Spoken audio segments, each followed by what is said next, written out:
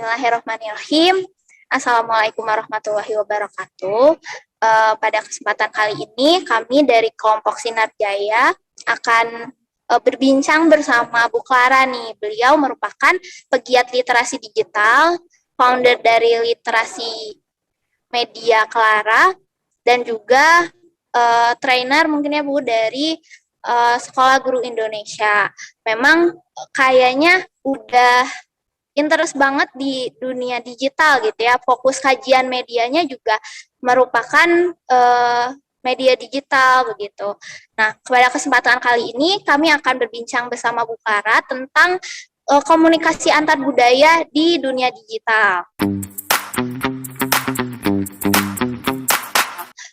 Khususnya untuk Korean Wave yang mungkin sekarang udah jadi keseharian kita ya, mulai dari makanan, fashion gitu ya, mulai dari fashion muslim juga ala-ala Korean style gitu, terus juga film, musik, mungkin dari Korea udah biasa kita dengerin gitu. Nah, akhirnya mungkin barangkali dari teman-teman nih ada beberapa pertanyaan untuk Bu Clara supaya kita bisa sharing-sharing. Benar semuanya. Jadi Ibu, aku mau tanya nih, menurut Ibu sendiri pendapat tentang Korean Wave pada era digital saat ini itu gimana, Bu? Pendapat pribadi ini mah ya. Kalau menurut saya Korean Wave, Hallyu itu sendiri itu luar biasa ya. Ya bisa dibilang sekarang pop culture yang menjajah dunia tuh sekarang K-pop gitu, udah bukan Hollywood lagi ya, udah berubah masanya. Dan kalau saya sih senang banget ya, soalnya saya juga penggemar K-pop gitu. Karena saya merasa K-pop itu jauh lebih mewakili masyarakat kita ya. Kan mereka juga ada unggah-ungguh ya, mereka juga ada sopan santun gitu kan.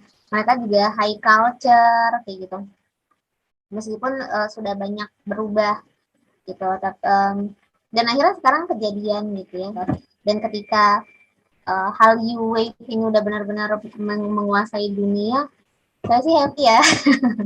karena banyak standar yang berubah, standar kecantikan kayak body goals itu juga berubah, kemudian standar sopan santun juga ya, permasalahan sosial yang berlaku di masyarakat. Soalnya kalau saya senangnya K-pop itu gitu, dan itu tadi ya, karena banyak kesamaan latar belakang yang high culture itu, jadi saya lebih suka kalau yang menjajah dunia itu budaya pop culture-nya yang dari Asia. Itu kali ya. Kayaknya sih gitu.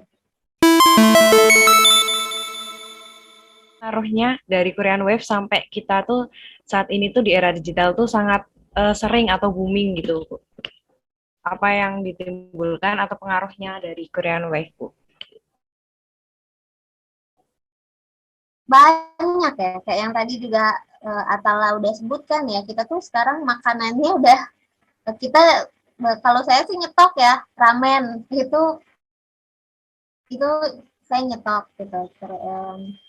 Terus apa sih, kimchi itu kan sebenarnya nggak familiar ya di lidah kita. Kemudian apalagi tteokbokki gitu, banyak banget kok restoran-restoran Korea yang mulai dari yang harganya terjangkau sampai yang enggak gitu, sampai yang produknya bisa kita beli di supermarket gitu. Artinya itu juga sudah menjadi bagian dari kehidupan kita. Kemudian juga kosmetik, iya kan ya, apa ya, merek-mereknya itu gitu, bahkan skincare gitu. Jadi itu udah menjadi keseharian banget sih dalam kehidupan kita, dan banyak mereka penyesuaiannya cepat. Kayak misalnya yang lagi booming itu produknya apa, itu tuh nanti bikin yang versi di kemasannya tuh udah bahasa Indonesia gitu. Bahkan kan katanya kalau misalnya kita liburan ke sana, sales di toko-tokonya itu tuh mereka tuh bisa bahasa Indonesia gitu ya, ngejelasin produknya, mereka bisa bahasa Inggris gitu, sampai sebegitunya gitu mereka upayanya ya. Dan emang kita juga mungkin di antara kalian, generasi kalian, ada yang udah ngobrolnya pakai bahasa Korea, mungkin ada yang udah anyong kayak gitu, kalau ketemu udah bukan assalamualaikum lagi mungkin, ya kan ya. Jadi dia sehari-hari banget itu kita udah merasakan dampaknya. Ya, menurut Ibu, mengapa Korean Wave bisa sangat marak di era digital ini? Nah, ini juga menarik ya, digital ya. Karena memang salah satu strategi mereka itu adalah teknologi digitalnya.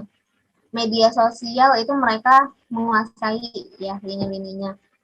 Saya penggemarnya artis-artis dari SM Entertainment. Kenapa? Karena emang luar biasa ya kalau kalau menurut saya konsep-konsep yang asli, yang original, girl group, kemudian boy band kayak gitu-gitu tuh yang original tuh ada di SM. Kalau kalau menurut saya ya. Terus kalau misalnya kita ngelihat JYP gitu, kita bisa lihat lah yang versinya girl group ini tiruan siapa, ini tiruan siapa, cuman versinya menyesuaikan aja masing-masing gitu nih. SM Entertainment itu pelopor.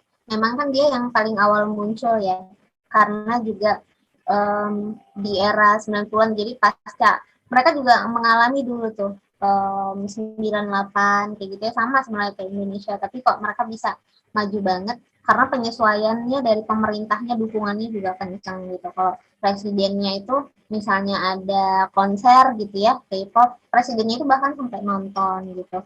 Kemudian otomatis juga pembiayaan itu juga lebih leluasa gitu ya. Peraturan-peraturan untuk penyensoran itu kemudian dipermudah gitu.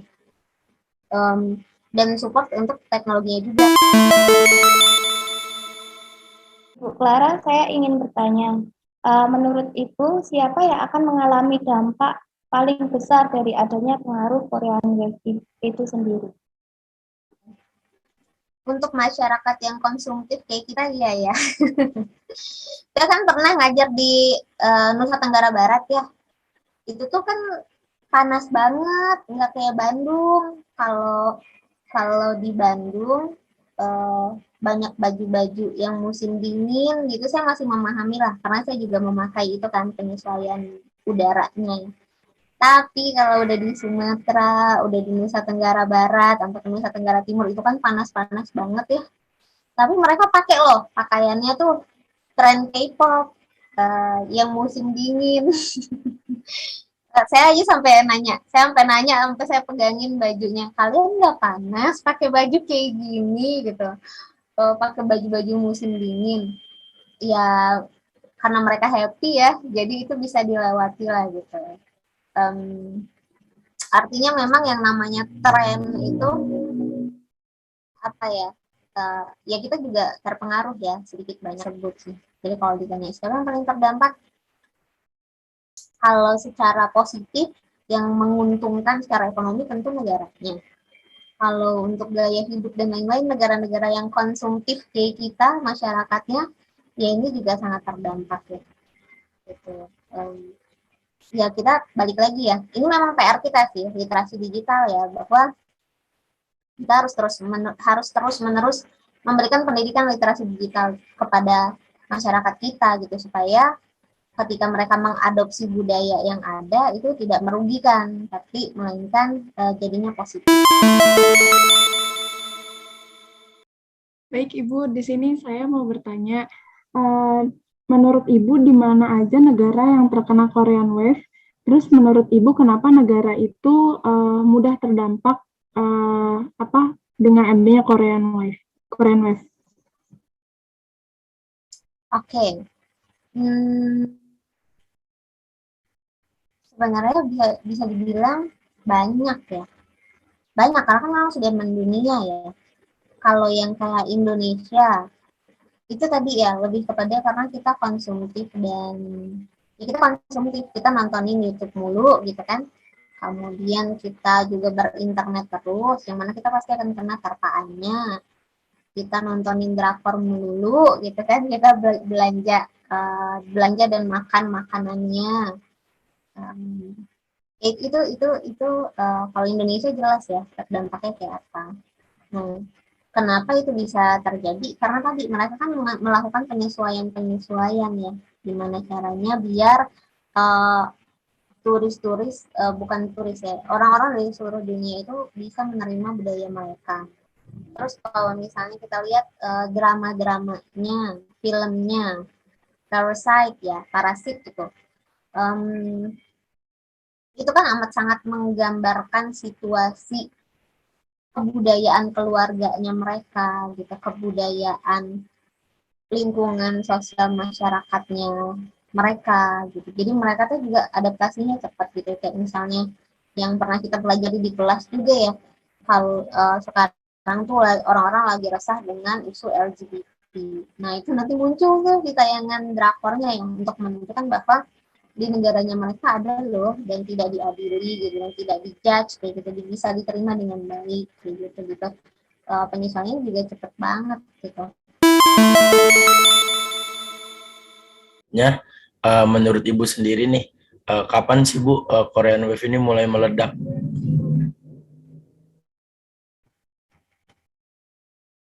Kapan mulai meledak? Oke, kalau kita merujuk pada sejarahnya kan mereka memang jadi mereka tuh dulu dikekang banget ya untuk konten-konten hiburan kayak gitu tuh dilarang. Nah, sekarang pasca reformasinya versi mereka ya, itu kan dibebaskan gitu. Kayak tadi ada lebih dibuka aksesnya, didukung gitu teknologinya, kemudian penyensoran itu peraturannya dikurangi kayak gitu. Nah, sejak itu mereka mulai banyak tuh apa ya yang berkarya di pop culture itu mulai banyak muncul dan mulai marak gitu ya. Bahkan tahun berapa kayak sekitar 96, 97, 98 itu tuh masa-masa karena baru bebas gitu ya. Jadi banyak-banyaknya muncul 90-an akhir gitu. Nah, sehingga 2000 itu mereka udah mulai settle kan ya, dan ternyata memang mungkin ya kalau menurut saya karena tadinya dikekang banget, terus jadinya bebas banget kan, sama kayak kebebasan berinformasi di Indonesia, cuma kita kan nggak bisa menanganinya ya. Nah kalau mereka teh lebih kepada merdeka gitu, bisa punya konten-konten hiburan yang menghibur kayak gitu-gitu. Jadi meledak lah pada akhir tahun 90-an itu. Nah dari situ mereka mulai konsen lagi kan, karena dukungan dari pemerintah yang juga besar, mereka juga negara yang konsen ke teknologinya juga untuk menyebarkan budaya-budayanya, mereka pakai media sosial dan lain-lain. 2000-an awal itu, kalau kalian masih ingat Super Junior, itu kan ya pendahulunya ya. Saya kuliah tuh 2005, udah mulai ada tuh teman-teman saya yang menggemari Suju. Waktu itu saya belum paham ya, belum paham apapun. 2009, 2010 itu makin marak. Kemudian ada SNSD, ada Girls' Generation. Nah itu juga kalau saya mah terhitung, saya nggak langsung pada waktu itu ya. Jadi itu dulu muncul, kemudian bisa menembus batas sampai mereka konser di Amerika kayak gitu kan, gitu. Penggemarnya jadi udah dari mana-mana tuh, dari seluruh dunia gitu. Nah sampai ya sekarang BTS bisa ada di puncak tangga lagu dunia, kemudian Blackpink juga kan bisa pertama kali muncul di Coachella kayak gitu, di acara talk show-nya kelas dunia lah kayak gitu. Nah itu mereka tuh yang membuka jalan-jalan itu ya, record itu sampai akhirnya sekarang ya berjaya.